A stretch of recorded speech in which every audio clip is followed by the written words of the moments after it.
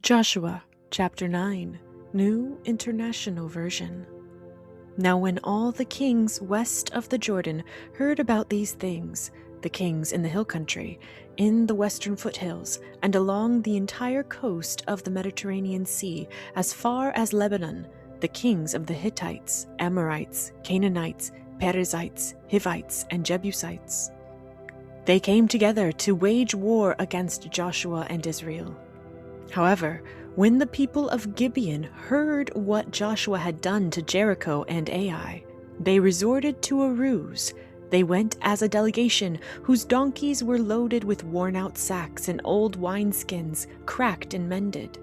They put worn and patched sandals on their feet and wore old clothes.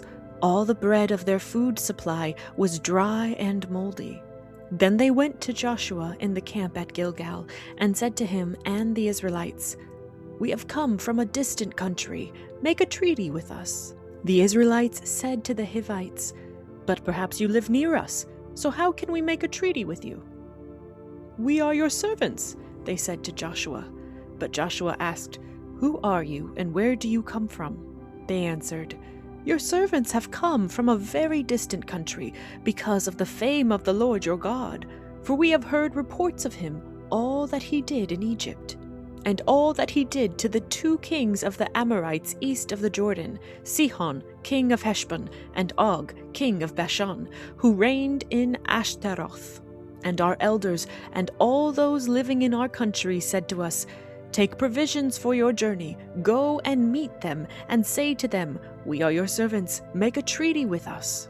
This bread of ours was warm when we packed it at home on the day we left to come to you, but now see how dry and moldy it is. And these wineskins that we filled were new, but see how cracked they are, and our clothes and sandals are worn out by the very long journey." The Israelites sampled their provisions, but did not inquire of the Lord. Then Joshua made a treaty of peace with them to let them live, and the leaders of the assembly ratified it by oath. 3 days after they made the treaty with the Gibeonites, the Israelites heard that they were neighbors living near them. So the Israelites set out, and on the 3rd day came to their cities, Gibeon, Kephirah, Beeroth, and Kiriath Jearim. But the Israelites did not attack them, because the leaders of the assembly had sworn an oath to them by the Lord, the God of Israel. The whole assembly grumbled against the leaders, but all the leaders answered, "We have given them our oath by the Lord, the God of Israel, and we cannot touch them now. This is what we will do to them. We will let them live, so that God's wrath will not fall on us for breaking the oath we swore to them." They continued, "Let them live, but let them be woodcutters and water carriers in the service of the whole assembly." So the leader's promise to them was kept.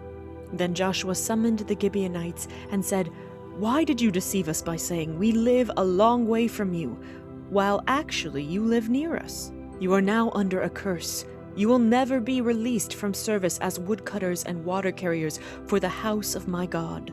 They answered Joshua, "Your servants were clearly told how the Lord your God had commanded his servant Moses to give you the whole land and to wipe out all its inhabitants from before you.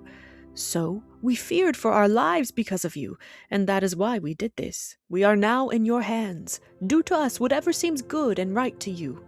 So Joshua saved them from the Israelites, and they did not kill them.